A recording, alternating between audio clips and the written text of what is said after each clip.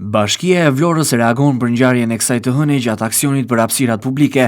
Në deklaratë thuhet se këtë të hënë, grup pune nga Bashkia e Vlorës kanë ushtruar kontrolle për verifikimin e dokumentacionit ligjor për ushtrimin e veprimtarisë së lavazheve. Gjatë kontrollit në një nga subjektet, subjekti i kontrolluar nuk paraqiti asnjë dokumentacion, por reagoi në mënyrë agresive ndaj grupeve të punës, duke i ofenduar dhe duke kundërshtuar ushtrimin e kontrollit.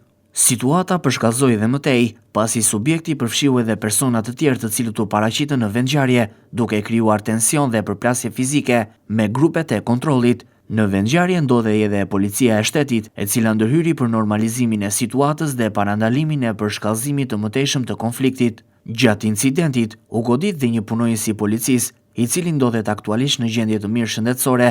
Bashkia e Vlorës dënon çdo akt dhune ndaj punonjësve të administratës dhe strukturave ligjzbatuese, si dhe mbetet e angazhuar për vijimin e kontrolleve në përputhje me ligjin, me qëllim garantimin e rendit, sigurisë dhe respektimit të kuadrit ligjor në ushtrimin e veprimtarive ekonomike.